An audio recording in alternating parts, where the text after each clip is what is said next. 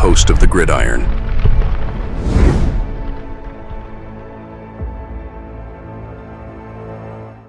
All right, welcome to the Gridiron, baby. If you can give this video a thumbs up or maybe share this video, that would be absolutely freaking phenomenal.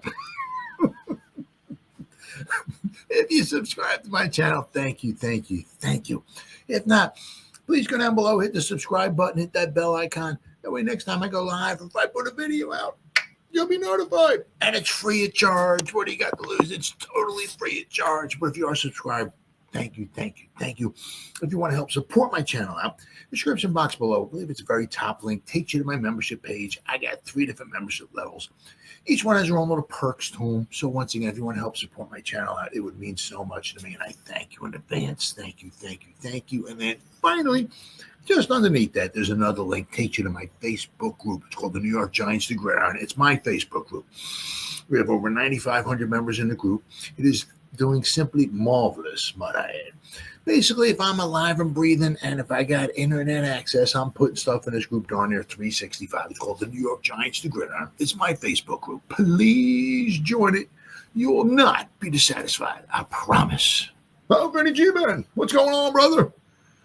Vinny's in the house. Hey, I'll tell you what. One of the things I saw, and I didn't watch the game or anything like that, the Pro Bowl or not like that, but one of the things I saw was Mr. Bowen. I don't know if I get my crystal ball out. Maybe if I look like down the road, it doesn't seem like to be any head coaching jobs opening up for him. This guy from Matt from 366, New York Giants 366. I mean, a lot of people post his stuff. He makes comments and all, and he posts something like pretty much like every day. And I don't think I've seen one post. I guess in a way I can kind of agree with him, but I don't think I've seen one post he's ever had that was anything complimentary or positive. Everything he always puts out is just negative. Like if the Giants scored a touchdown, there was something wrong with it. If they win a football game, there's, if the Giants win a football game, they're killing their draft chances. I mean, this guy Matt is just Nancy negativity. But anyway, he posted, and I said I didn't get a chance to see any of the games. Like I said, the East-West Shrine game, the Pro Bowl, whatever. But he said, of course, I knew Shane Bowen was the head coach of the West. That I knew. But Giants defensive coordinator Shane Bowen was shut out as the head coach of the West in the East-West Shrine Bowl. He lost 25-0, and his team allowed 200-plus yards rushing. Ooh. I mean, it's bad enough, like to get, whitewashed. I mean, that's horrible. But, I mean, then you're a defensive coordinator, and your defense gives up over 200 yards rushing. Ooh. It was the first time a team was shut down in the Shrine Bowl since 1969, like 55 years. Good to see Bowen bringing Giants culture to the game. Oh, my God. What a horrible game that one must have been. Absolutely horrible game that must have been. But anyway, there was I don't know, who did this? I don't even know. Somebody did a survey here. SB Nation. Oh, okay, maybe it was SB Nation. And they asked, how far away are the Giants from competing for the playoffs? I guess just the playoffs. Playoffs. Yes, we said playoffs. And the fans are being, this makes a lot of sense. Now, of course, one of the things that they said here was obviously how far away are the Giants from competing from the playoffs. Now, to be fair, right? I mean, if you look at the Commanders, they were just a quarterback away, and in here, right? They mentioned that it's one of the things they said. Are the Giants 2 to 3 years away? Are they 3 to 5 years away? Are they 5+ years away? Or are they a quarterback away? Right? Now, as I said, if you get, obviously, we've seen with Jaden Daniels, right? I mean, if you get a quarterback, I mean, you can turn things around really, really quickly. But why possibly there's no Jaden Daniels in this draft here? So, but they said that only 11%. Now, I mean, there's it'd just be straight up crazy if the Giants were 5+ years away from competing in the. I mean, if you can't turn it around, I mean, that means obviously there's huge problems, either with the coaching or the GM or whatever like that. If it takes you 5 years, because I mean that's one of the things that they want. They want parity. They want, the NFL wants that. They want a lot of, we are there you go. Maybe next year, right? Maybe next year. So, but the NFL wants that parity, right? They want teams that maybe can finish whatever in last place, and then the next year they change things around, maybe get a quarterback or make some good pickups either in the draft and in free agency. They want them to go from last place, maybe to first, if not first, maybe to second place, and they get in the wild cards. That's what they want, parity, right? But the SB Nation, they said, the 54% of the Giant fans say that they're 2 to 3 years away. 18% think that the Giants are 3 to 5 years away. That's just from competing in the playoffs. Right? 17% say they're a quarterback away, and 5+ years say that they're 11% away. I'm sorry, 11% of them say that they're 5+ years away. So I think that's just crazy. I mean, I'd have to agree. I mean, once again, I'm drinking the Kool-Aid so many times. It's like, oh man, I'll tell you what, I think we beefed up the defensive line and our offensive line, and we drafted Malik Neighbors, and we got ourselves a new tight end, and who knows? Daniel Jones, 3rd year in the system, and we got Sexy coming back. Now we got Burns, we got Kayvon, and oh my God, we gotta be winning at least 10 games. So I've drank too much of that Kool-Aid. What do you think the Giants are going to do with free agency and the draft for a quarterback and other positions? Whew, man. Well, one of the things, it's later on.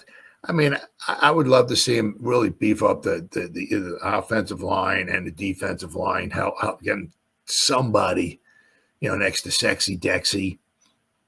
Now, if you go back to I keep saying this a lot, back to 2000, we got Cornelius Griffin from Alabama. It was in the second round, and it was in 2000.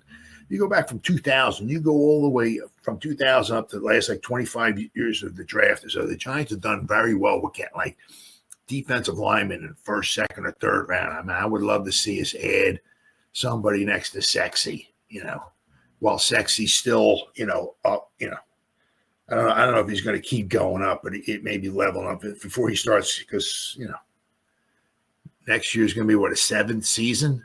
I mean, is that right? 19, 20, 21, 22, 23. 7 seasons? I mean, not that he's going to be retiring next season, but, somewhere along the line, he's going to start, right? So let's get somebody in there next to him. I mean, like when we had Leonard Williams, right? But let's get somebody in there to, help him, especially with the run. I mean, they got to do something on the offensive line. There's somebody here I'm going to talk about toward the end. There's a couple of guards out there, that maybe the Giants could pick up in free agency. But I mean, a lot of stuff I can guess. I mean, what are they going to do with Evan Neal? They're going to strictly keep him at tackle. They're going to try to maybe make him a swing tackle. They're going to put him in a guard.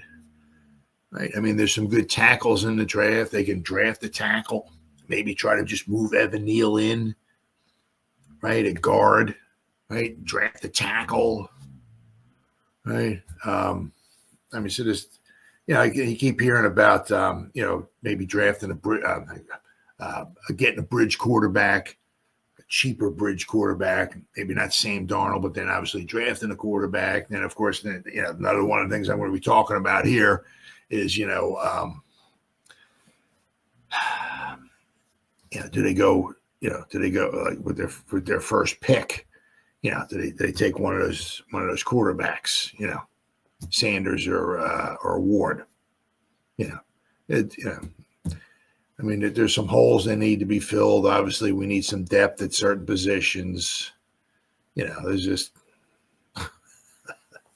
yeah.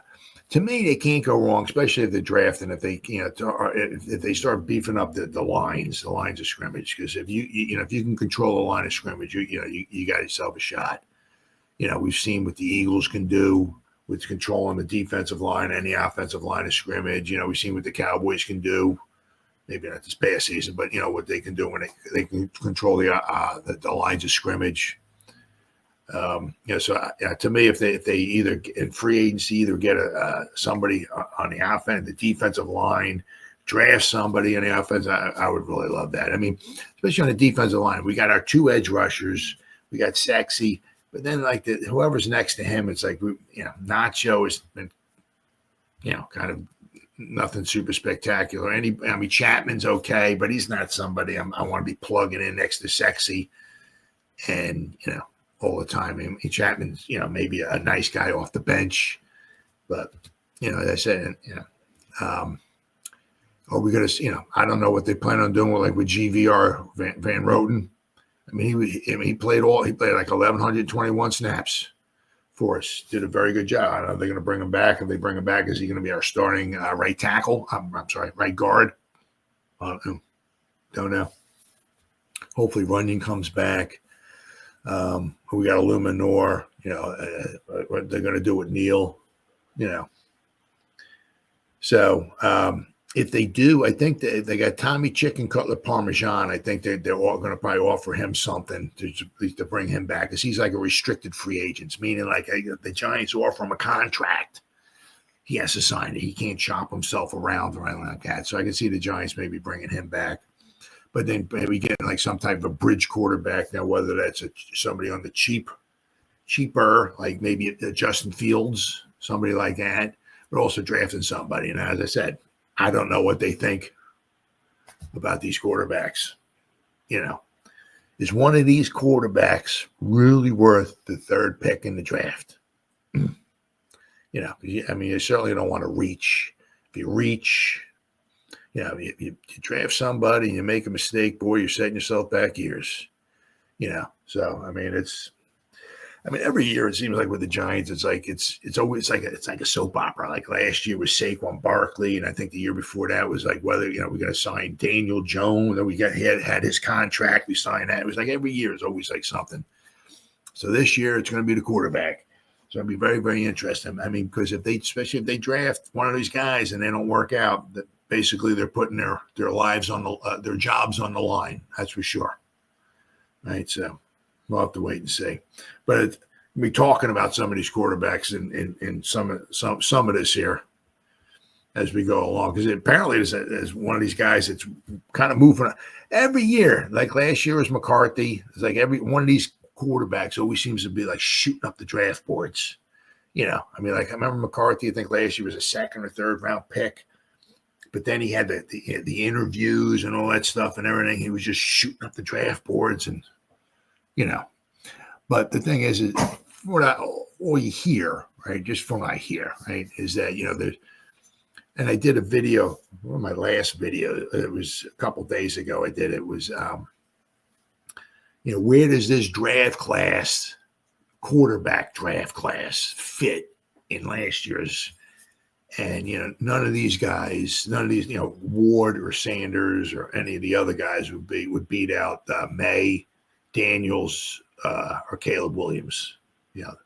Like Ward would be like the 4th quarterback, right? Sanders might be like the 6th or 7th quarterback or something like that. So, I mean, this quarterback class here does not, match up with last year's, that's for sure. What do you think about Dart? Yeah, well, I mean, that's one of the things we're going to talk about here is Dart. Yeah, yeah. He seems to be the one shooting up the draft boards. Yeah, so and Eli likes him. Of course, he's right. He's from Ole Miss, right? He went to the Eli Manning camp, right? The passing camp and all of that. So the thing is that Dart is maybe moving up the draft board. Okay, cool. There's no way an double L hockey stick said he's moving up the draft board. I mean, I would be shocked if he moved up to number 3. Yeah, that would just right now, that would just seem absolutely stone cold crazy. But is he going to make it to the second round? Ooh. I mean, because remember last year they had like 97 quarterbacks went in the first round. Everybody, you get a quarterback, and you get a quarterback, and you get. I mean, it was like, what were we like 6 or 7 quarterbacks went? I mean, it was like, right. So the thing is like, right? If whatever, McCord, right, from Syracuse has some good, very good numbers. But I mean, if is Dart, would he actually make it to the second round? Ooh, I don't know about that. So then the Giants might have to, with their, what they got, 34. Because they're picking 3rd in the first round. They're picking 2nd in the second round. They're picking 1st in the 3rd round. So they would have to take their 34th pick and couple that up with something and jump into the first round if they want Dart Jackson. They want Axon Jackson, right? So where they,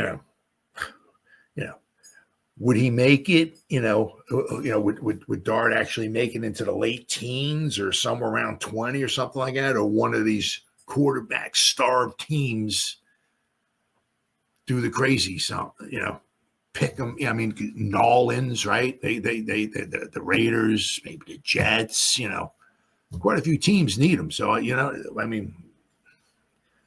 Some of these guys that might be ranked in the second round ain't going to make it to the second round because they're a quarterback. So if the Giants pass on Ward or Sanders that would pick number 3, they might have to jump back into the first round and draft one of these guys. So it's going to be interesting to see. Very, very interesting to see. I hope they don't go out and sign Sam Darnold or somebody like that. Somebody who's going to be really freaking expensive. Because then that would almost totally kill their cap money, because they got $43 million in cap space. Now they can finagle some extra money. They can maybe reduce some guys' contracts and stuff like that, push some money down the road a little bit, and free up some money. They can cut some guys. They can cut maybe Graham Gano, some other guys they can cut and save themselves some money. But I mean, if they're going to go out and sign somebody like Sam Darnold, I mean, that would just chew up so much of their salary cap, So they're in a tough position. Tough position. It's going to be very anxious. Obviously, very anxious to see, right? But we also got about 6 weeks in free agency. I think free starts in about 6 weeks. That's crazy. That's really, really crazy. So we got 6 weeks. We're going to start finding some stuff out. But also, with the the college guys, right? So we got the Shrine Bowl, the Senior Bowl, then we have the Combine coming up, right? And then they'll have they'll have their own pro days, then they have the teams interview them. The teams also see the medicals. We don't see the medicals. The teams see the medicals. So some of that stuff we have no idea what's going on, right? But so a lot of interesting stuff going on. That's what I love about the pros. It's always something going on, right? Absolutely fantastic. But I mean, so the Giants with this here, 54% of people think that they're 2 to 3 years away. Now that's a fair assessment. I mean, because if we get a quarterback, if he can come in and start righting this ship. I don't know if we're going to go from a 3-win team to I mean, the Commanders did it with Jaden Daniels, but apparently there's no Jaden Daniels in this draft. So, but they said the Giants were once again on the outside looking in when it comes to the playoffs. Really, it didn't just feel like the Giants fell short so much as their 2024 season was a Charles Dickens story. Ooh. Giants fans watch as the Commanders, team they confidently thought was worse than the Giants, had a 12-win season. The Eagles, meanwhile, made it all the way to the Super Bowl. So we asked Giant fans just how long they think it would take the Giants to be competing for the playoffs. The majority of fans said 54% that the team is 2 to 3 years away. The result is terribly surprising. The Giants roster is likely in a better state than it gets credit for. Yeah. But some of it's got to do with injuries too. You get decimated by injuries. That doesn't help. And the Giants do have a nice core of talent on both the offense and defense. That's made the last couple of years extremely frustrating as the team had the talent to compete but fell short. However, the team also does have some holes on the roster at key spots, as well as depth concerns that have been exacerbated by injury. Some of those holes will be filled by young players developing, but the team will need to bring in more players to fill other holes. The biggest barrier to competing has to be the quarterback question. As of now, it's no sure thing that the Giants will be able to find an answer this year. Both the free agent class and the draft class have potential, but could be very disappointing. It's unlikely that any team would be able to get their roster fortified enough to consistently drag a bad or even mediocre quarterback into the playoffs. Giants probably have enough talent on the roster right now to execute a quick turnaround if they can find the right quarterback. But whether or not that player is available in 2025 is another matter. Yeah, I mean, it just, stuff like, it just makes you think. It's like, man, if the Giants lost like another game or something, or if they had Jaden Daniels, right? Man, you could see. I mean, I'm not saying like we'd have a 12-win season, but you can see where, But there's no Jaden Daniels in this draft class, so we'll have to wait and see.